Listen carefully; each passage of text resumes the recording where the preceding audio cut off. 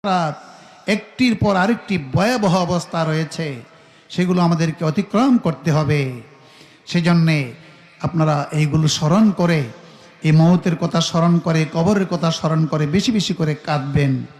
গভীর রাত্রে উঠে তাহাজ্জুদের নামাজ আদায় করে মোরাকাবায় বসে চোখের পানি টপ টপ করে ছেড়ে দিয়ে কাঁদবেন, আল্লাহ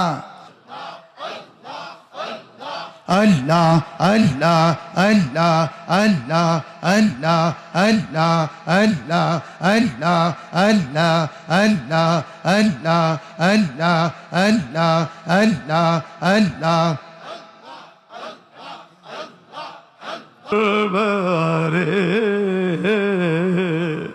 মাফ কইরা দাও দয়ালো নবীর খাতির, আল্লাহ মাফ কইরা দাও দয়ালো নবীর খাতির। তবে যদি মাফ না কর দয়ালো রে,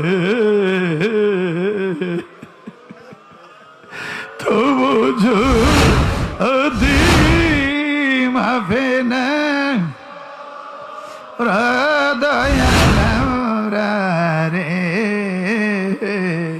তোমায় সাই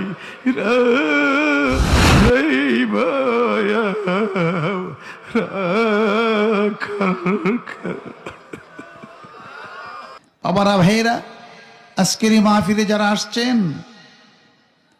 সত্যিকারই আমরা যারা মাহফিলে যোগদান করতে পেরেছি আমরা ভাগ্যবান।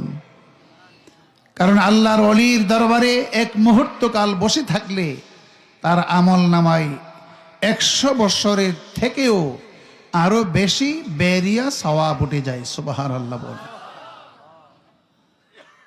কেমন মহান আল্লাহর ওলিকে আজ আমরা পেয়েছি, যিনি এই পর্যন্ত 90 বারের উপরে হজ করেছেন, আলহামদুলিল্লাহ বলে।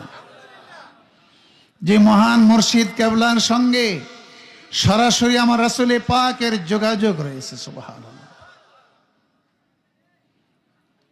আর আমার আব্বা হুজুর কেবলার প্রতিষ্ঠিত এই মাহফিল আপনারা সকলেই জানেন।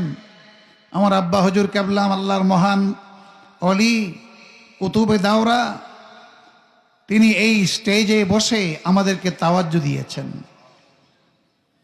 ওনার সার্বক্ষণিকভাবে সুলতানুল আসকার জারি থাকতো, যেটাকে সুলতানুল আসকার দাইমি বলা হয়। যারা ওনার খাটে বসেছেন, কোনো